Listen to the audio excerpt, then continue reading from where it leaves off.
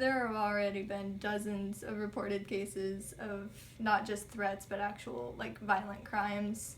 A couple of reports have already been filed here on campus, which is one of the most liberal colleges you'll find in Kansas. So it's already having such a negative effect. I can't imagine how bad it's gonna get, but I'm not. I think so. Trump, that man, it's crazy out here. Let me think. But just all the stuff where he talks about the borders and the conversation he had when he was talking about he knows a top police chief in Chicago and how he wants to partner with the police to help Chicago, but being in Chicago, the police really aren't helping too much. They're kind of they help perpetuate stereotypes among minorities. If you see a group of black teenagers walking up the street downtown, the police are gonna pay more attention to them than a group of white kids walking down that same street. So according to Sadker, 20% of school-aged girls report physical or sexual abuse and 80% report sexual harassment. Women are always being taught to be prepared to stop men from assaulting them. Many carry pepper spray or dress differently than they would like to because of the threat of being assaulted. Society has come to accept that sexual abuse and sexual harassment are going to happen, rather than spending the time to correct the negative behavior and teaching people from a young age that the correct way to treat women. And while this is a major issue that women face, men also face issues with being harassed.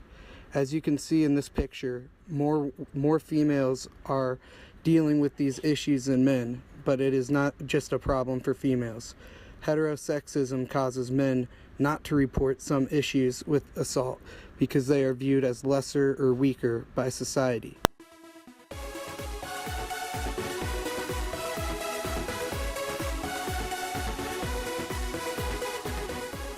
It plays a big part because I know say if as a child growing up, say a young boy, say if I'm growing up as a male, I know that the toys I will be playing with is such as a basketball, baseball, sports, anything, soccer, all types of stuff. But if I was born as a female, I'd be growing up with princess dolls, cooking stuff, utensils, all types of stuff. So basically, getting me familiar with my gender. Mm-hmm. What's my role to play as America? In America, as of being coming from a boy to becoming a young man, as a girl to becoming a young woman. To be honest, it's as minute as colors, like pink or blue, or you like action figures, or you like princesses. It's either, honestly, it's one or the other. And it's really hard for a child to look at it and say, well, what if I don't like either? Or what if I like one that's not necessarily my specific gender? I think it's really, it's really hard for kids to figure that out on their own.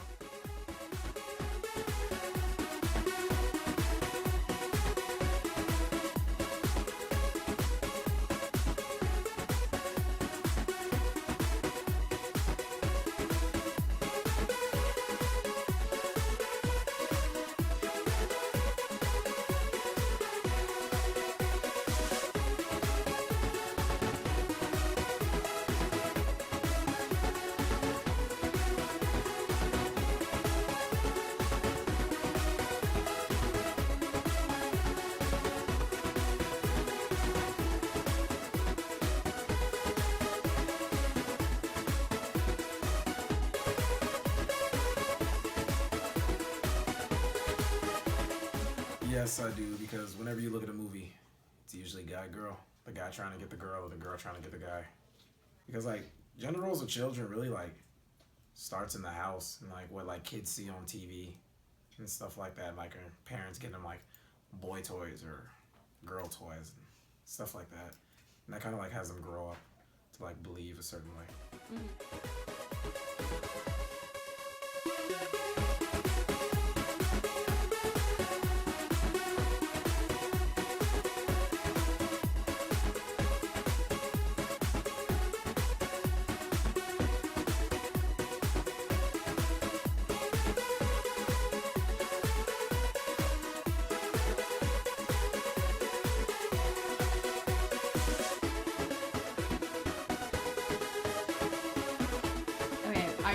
familiar with the term heteronormativity? Yes. Okay, what is it? Heteronormativity is the assumption that everyone's just straight.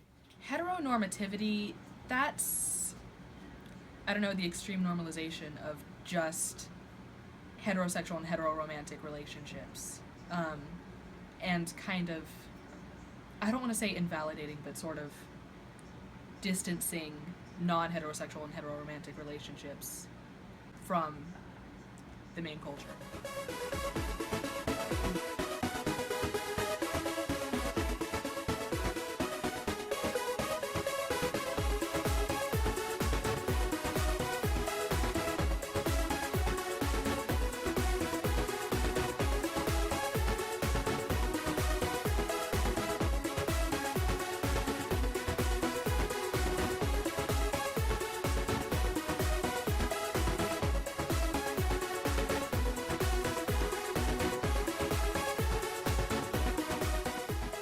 Hell no.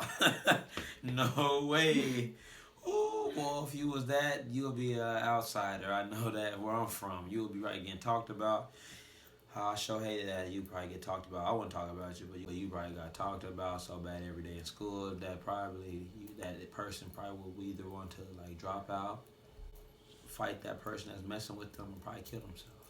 So, yeah. What about in college classes? Yeah, I learned about LGBT. I learned it in UNIV 100 because that's located in the SMRC building, the Sabatini Multicultural Resource Center. And UNIV 101, the Hawklink program talked about it. A little bit. What have you discussed? Just that there's different views of gender and different ways people see themselves. Like, mainly in like health classes, like we just talk about certain, I don't Penis know. and vagina. Yeah, there we are. And You can say sex, it's okay. sex and I don't know, sex education is super heteronormative and it's not inclusive to not feminine and masculine, penis and vagina. It's not there's nothing else described or included in that education. And so in a way it makes some students probably feel abnormal.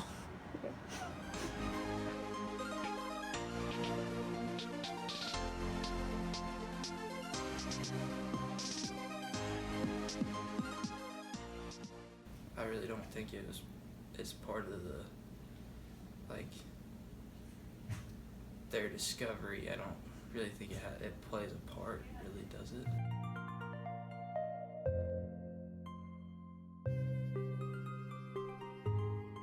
Did you know that Anne Frank was most likely bisexual?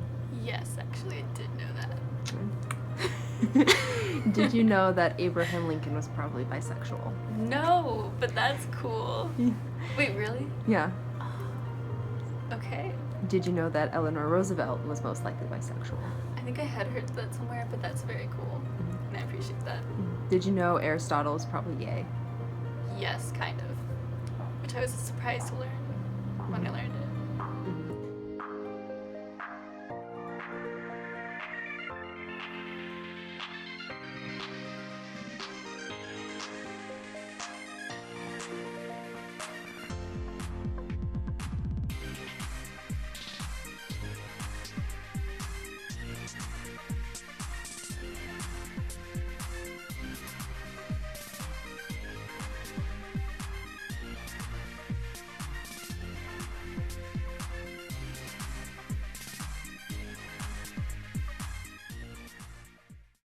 I believe that men should be men and women should be women. You can be a manly woman or a womanly man, but...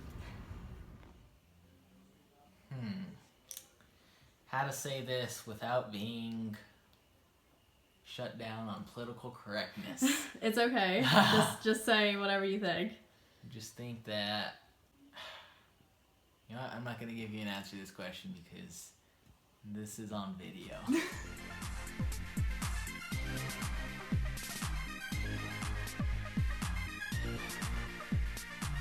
If you're a girl and you want to become a boy, you have to look like a boy, or you have to pick one. It's really either one or the other.